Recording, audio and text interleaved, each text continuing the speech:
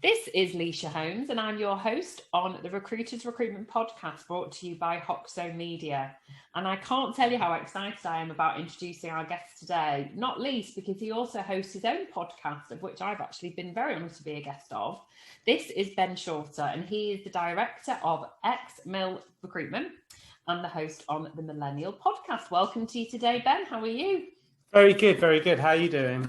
I'm doing very well, thank you very much indeed. And for those who are joining us over on YouTube, you'll actually see that Ben's sporting a very nice logo on his top. I wonder if you actually have a merch site on your website. Maybe that's something we should think about doing for our podcasts. Not quite yet, but it's something we are considering for the future, I think. I've already thought about it, I have to say. But most of our audience are over on our Spotify, and other podcast channels are available, of course. So for those who aren't yet familiar with you, Ben, I hope my introduction's done you proud, but just give us an overview of a bit about your background. Yeah, so I mean, I was one of the people that didn't fall into recruitment. So my dad was a recruiter. I did some work for one of his companies when I was really young. And then when I was in university, decided, okay, I wanted to go into the recruitment industry. And since then, I've been a consultant, manager. I was a trainer for quite some time. And since the pandemic started, what I decided to do was partner up with one of my clients, Ex-Mil, and really start to expand our businesses. So Ex-Mil have a couple of affiliated partner businesses, Be More Recruit at D1. So we've got 11 consultants across the 4 brands now. That's amazing. That's incredible. And I love the way that you say you're one of the few people that didn't fall into it. I mean, I did. Yeah. But I think when you and I talked off camera before I did your interview for the Millennial Podcast, you know, my youngest daughter is without a doubt a mini me. And we've talked for many years about whether she should, whether she shouldn't. And as she's getting older, I firmly think she will choose to go into recruitment. So it's so wonderful. Is your dad still a practitioner? Is he still in recruitment? So he's a director within Ex-Mil, but he's a non-exec director now. Oh, wow. So he tried to retire and I just kept luring him back. No, Dad, don't do that. Keep your finger in it. That's what I say. Exactly. Absolutely. Well, I hope he's watching and listening as well. And thanks very much for bringing a wonderful man into our recruitment sector, of which I'm so proud of. Now, we're going to talk today about something that is not yet hugely prevalent in recruitment, I don't think. I've shared a post on it. I think you commented. And when we talked about what we would discuss today, because there's so many things we could talk about, we decided that this would be an amazing topic to talk about. So we're going to talk about servant leadership. So for anyone that's a new phrase, what does that actually mean? It's funny, like I was even thinking about what it means today. So I had a quick look online, and it's just the idea that a leader is there to serve the people within the business. I think that's what it really comes down to. So rather than just me being focused on, okay, what is our GP? My job is to ensure that all of my team members are really happy in the roles that they're doing and they feel enabled to perform. Do you think then that recruitment has harnessed the culture for servant leadership? If we think about where recruitment is, as we record this in 2021, I would definitely say that COVID has probably created more servant leaders than previous to COVID. So, I think that's why it's such a prominent time to talk about it. But let's just lay the landscape from what you know, and obviously I can contribute. Do you think that this is something that will become common in the recruitment market? I see it happening more and more, and I've been really blessed that I had some great leaders that I worked for. And as an example, I'll give a quick shout out, but Alex Fleming, who's now the managing director of the Adecco Group UK and Ireland, she's probably one of the best servant leaders that I've seen within the recruitment industry. I remember when I was running training for her teams in London, if she had a meeting in London, she would come into a training session and introduce herself to everyone. She'd remember people's names. Right. And she had, at the time that I was delivering training for her, she had more than 650 people within her downline. Wow. But she really made this effort to get to know people, to speak to them on a personal level. And I think that's why she is the MD, and a relatively young MD considering the size of business. And I think she came second or third within the top 100 women leaders within recruitment. I think as an industry, we are getting there. I do think so. And it's interesting, isn't it? Because I think there's always been, and I'm being very generic with this statement, that's the caveat with what I'm about to say, that there's been a polarization in recruitment with owner-managed businesses and corporates, of which Adecco is one, Where in smaller owner-managed businesses, you tend to find you're probably more likely to get that servant leadership style because the MD is probably still billing, even if it's not delivering, they're probably still business winning. But then in the corporate world, you tend to find that as you go further up that management route, if that's the role that you go for, you lose less and less of the day-to-day operational style, and therefore your management or your leadership style becomes a bit more management. It's more business management than anything else. I mean, you're nodding away, so for our audio audience, Ben is agreeing with me. So given that that's the landscape then, and I'm very conscious that our audience is a real blend of, you know, where they're coming from in terms of not only the world, because we have quite a global audience now, which is fabulous, but also in terms of where you're working. So if you're a leader, you might be running your own managed business, but if you're currently sat in a typical corporate environment, how would servant leadership serve you? What is the benefit, do you think, of being in that sort of culture? I think the reality is, Lysha, like if as anyone managing within a business, you should have your sort of ear to the ground as to what's happening within the marketplace. And in a way, if I'm being like quite brutally honest, it's why what tends to happen in recessions is layers of middle management disappear. Yeah. However, those middle managers don't disappear if they are contributing to the GP of the business. So as an example, when I used to run academies for people, I used to literally be looking at, okay, what calls are people making? Why are they calling that person? Why are they trying to pull vacancies from that client? And then getting involved and thinking about it, okay, if I was that consultant, is this particular client going to be one that we will win and we'll do great business with? And I think that's why I was quite good at running academies, because I was personally invested in the success of what my trainees were doing. Yeah, okay. And the more you've got that ear to the ground and you're understanding what's working, the easier it is for you to improve it as a leader.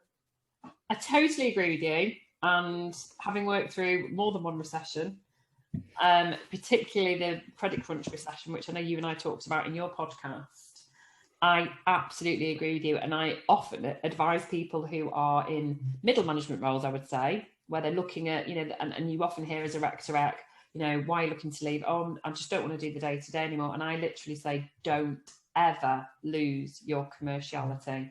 Always keep a finger in it, because even if you're just doing what I like to call the rainmaker role, I think it's a gorgeous role. And I think that's what everyone should do once they get to a certain level in their career. And the rainmaker is the business developer. So you're doing the senior business winning, whether it's through retained relationships. And the idea is that it cascades down, which is why you've got this image of a rainmaker cascading down into the business. And that's how, to me, as you move further and further up the career ladder, don't ever lose that. Because unfortunately, I've been at the receiving end of it as a rec to rec, where people have got these big teams, you know, they're managing managers, the leader of leaders, whatever it is, but they've not actually spoken to a client for 10 years. And I'll say this, like I've been lucky as well to see those types of leaders that like do get their hands dirty. I said it to one of my team members earlier, like if you've got a load of jobs on, you need me to help you resolve, I don't care. It's going to help the GP of the business. Absolutely. It's not necessarily my fault to say. That's right there. So, okay, being devil's advocate then, because I totally think this is, for me, a real shift in mindset. But what are the potential pitfalls of becoming a servant leader, would you say? It is quite difficult. You've got everyone that you're almost supporting to win. Like, for example, I sometimes have to make a decision of, okay, am I going to pay out commission when I'm almost going to spoon feed someone something?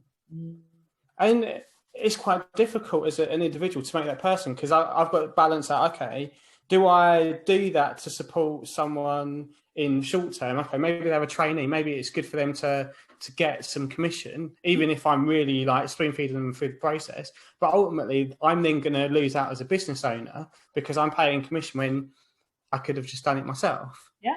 Mm-hmm. And I think sometimes there's that difficulty. And I think the real art of servant leadership is to really get to know people. And sometimes that can be difficult. It's time consuming. Like me, and I speak to a therapist as a way of having my outlet. because I know that, well, I could speak to all of my consultants and limit all of my meetings to 30 minutes. But you've been on my podcast, you know I like to talk, Lysha. And that's what I'm like with my consultants. So if someone's got a personal issue, I will sit there for an hour and listen to them talk about that. But it can be difficult. It's quite draining. And sometimes like I can lose 12 hours in a day and think, I've done nothing on my to-do list. Yeah, because actually you've been serving. So I think that is definitely a word of caution. And I want to come back to the therapy bit in a minute, because I think that's a really good life tip to have. Okay, so on that basis, in terms of if we look at the behaviours of a potential servant leader, would you say you need to be altruistic? Because what you're saying, that I've always believed that as a manager, even before it was my own business, when I worked for another company, I ran a team. And at one point, actually, I ran a team leader of a team. And you call it spoon feeding, I would basically do what I think a leader should do, which is create opportunity and pass that on to your team. Now, is that altruistic? Because ultimately, I don't get the personal commission off that. But I see the benefit that hits my net profit, and I then get paid on the profit. Yeah, so, I think you have to be like that. So you have to be. It's not where you're going to earn the most amount of money in the short term. No. Like the most amount of money I earned in the short term was when I was a consultant, when I wasn't worrying about anyone else. I had a resourcer, but they come under my cost code. I still got full bonus. They got their resourcer bonus. Yep. And that was when I was able to make really good money. Yeah. It's interesting, isn't it? Because actually, I think the reason I really want to hone in on this altruism aspect is that it gets talked about a lot about the promotion route, and very often a lot of companies make the mistake that they just promote their top billers. But actually, what tends to make a top biller is a sense of they just want to make the money, and that doesn't make the best leader. The best leader cannot be the best biller. And I think that there's a real paradigm shift needed, that we move away from that and we look at people's behaviours, their motivators, and that we champion those people into leadership roles. What do you think about that? Oh, I'm 100% with you. Like, one of my best friends is a car crash as a manager. Like he really is. And I gave him that feedback. I certainly won't. And he doesn't work in the recruitment industry, but he sells business intelligence. Okay. And a company tried to make him a senior leader, and it really didn't work out for him. And the reality was, it was a stupid mistake on the company's part, because he was that top performing salesperson. Yeah. He was someone that saw, okay, this is a client that I want to go and target, and I want to win it. Let me do that for 10 hours a day, and I'll make you a load of money. But if you start giving me people to train, it doesn't work. It absolutely. And I have been on the receiving end of that phone call and conversation so many hundreds of times. I've been doing Recruitment nearly 20 years. In 2002, that was 20 years. I have heard that so many times. It's the main reason people leave jobs, because their leader is micromanaging them, or is the opposite and is not having anything to do with them. And so, and when you move away from the person you're speaking to and understand that leader is because they're not serving their team. They're just interested in themselves. Yeah. And it's even funny you talk about micromanagement. So on paper, I'm not a micromanager, but the reality is these days we've got our CRM systems. And someone said to me, Ben, how do you always know what's going on? Because I'm like refreshing our CRM all the time. Who's speaking to what clients? Are they pulling in vacancies? The other director loves coming to me. He's like, oh, Ben, I've got a new vacancy. And then I'll smile. He's like, you know about it? I thought, of course I know about it. I've been watching what you've been doing. He warned anybody that works for Ben. And I think this is the thing, like, now, because of the tools, you don't need to be that type of micromanager. And I had, as an industrial recruiter, I had my manager who wasn't a micromanager and my area manager that was. And I'll get a call at 8:15 every day. Ben, how many temps you got out? Tell me where they are. How many temps are you going to have out this afternoon? And then he'll call me, okay, what's happening here, and here? Yeah. Whereas nowadays with systems, you don't need to make that call. And that again, the sort of the polarization of environments is that you tend to find there are those that sit there on the spreadsheets. But I mean, it's, to me, your KPIs, people that look at the data, which I think we should all do, you understand what metrics make you a success. but you then focus back on that if things aren't going well. You just replicate that. You know what your ratios are, you know how many CVs you have to send or jobs you have to get on, whatever you're measuring. The outcome is the most important thing. And so for you as a business owner, it's really important to understand what people are doing, but you don't need to articulate that back to them. You don't need to beat them over the head with it, because if they're doing the job for you, then that's fine. It's when they're not doing the job for you. Yeah, like even for myself. So we have activity targets, but people that are performing above their GP target aren't really like, that activity is seen. So we publicise it, every consultant, and I'm even on there. So my activity is seen by everyone, but there's never a conversation with one of my overperforming consultants about that activity. What it's there for is for underperforming consultants to see, okay, are they doing enough? But if I hire well, then they're going to be doing enough. It's down to me to direct them. But then is what they're doing relevant for their market? Like I remember I was training in a company and they were really hot on activity and measuring KPIs. And if you can't measure it, you can't improve it, which is cool. But I remember one of my little trainees would come in, and I knew he wasn't going to hit his activity targets because he would do his own thing. And my deal with that consultant was, if he didn't hit his GP target, I'd be able to tell him off. So he came in every single month hitting his GP target. Why would you then tell him off? Exactly. And I remember once I had an argument with a senior director, and he was, ex-consultant, he's on his phone all the time. I'm like, 1 second. I went to the sales floor, got his phone and said, okay, here's his WhatsApp. Candidate, client, candidate. What? That's why he's on his phone all the time. Exactly. And I think this is the thing, like leadership within recruitment has had to change, because 10, 15 years ago, it was about how you hit the phone or the amount of face-to-face meetings you have. Now we've got so many tools. Which remote? I know people that bill off the back of their social media content. I know other people that couldn't put a post out on LinkedIn, they can sit and make, 100 cold calls a day. There's so many ways to succeed now. Absolutely. And I'm really pleased that you made that point. So for those who are watching and listening who are thinking about moving into a leadership role, what advice would you give them to make sure that they are in a good position to become prospects for future servant leaders? So I think, firstly, it goes back to what you said before. Is that something that they really want? Like, I get a real buzz out of managing someone and watching them perform. Like, all of my favourite experiences across my career have been when someone that I've trained or developed has suddenly come back to me and said, Ben, I've achieved this. That makes me feel really happy. If that's what you want to feel, then leadership's for you. Yeah. If you care more about how much money you make, maybe it's not for you. Yeah. Like I know a lot of really good consultants that make more money than I do, and they just want to be like coal-faced business developers. Yeah. And in terms of approach, like look into coaching.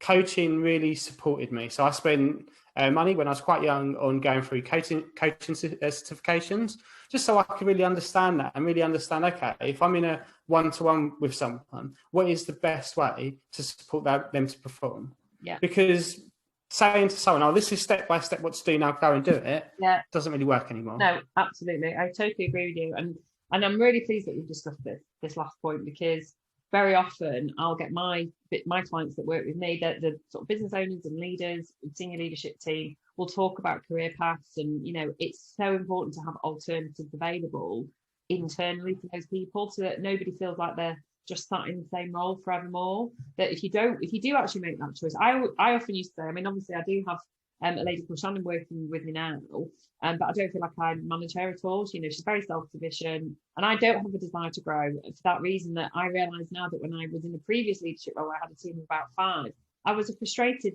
wanting to be mum.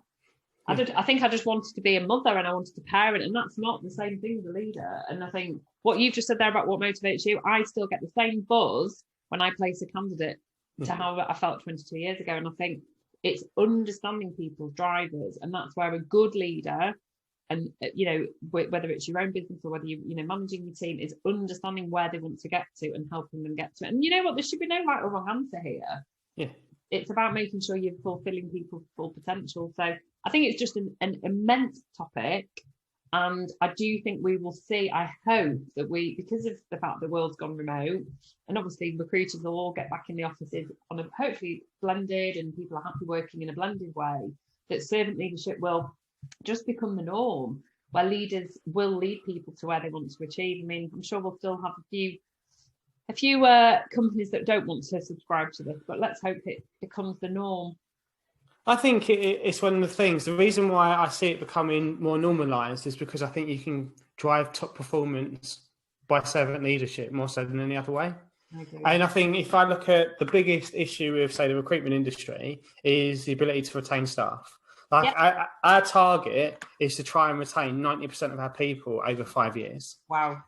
Because I've seen it before when I worked for a company where they had 14 people in their sales team, and you literally had it in almost quarters. 25% were billing more than 750, 25% were billing between 500 and 750, 25% were billing between 250 and 500, and then the 25% between sort of 0 and 250. That's what a really good business looks like. Yeah, really. And you only get to that level, like having been around £1 million billers. The secret to £1 million billers is people that stay in a business for between sort of 7 to 15 years. Right. Listen out, everyone, to what Ben has just said. And to those who are, let's just say, a certain mindset where for some reason you want to move on every couple of years, I absolutely agree with what Ben has said. I've had the privilege of interviewing not many, but a few £1 million billers, and they are there absolutely for at least 7 years. It takes that much time to build up your portfolio of clients, your talent pool, where people come to you and you become that go-to person. And whether it's through GP or whether it's through Perm, you know, these people are exceptional. So, oh my gosh, what an amazingly inspiring place to finish this podcast. We could talk for hours more, but I knew it's so upbeat. And I know you've done a few shout outs there, so we'll make sure that we sort of refer to those people. And thank you for joining us today, because I know you're really busy, Ben, and we look forward to hearing from you again on the channels. Brilliant. Thank you so much for this opportunity. I've loved it. And yeah, thank you so much. See you.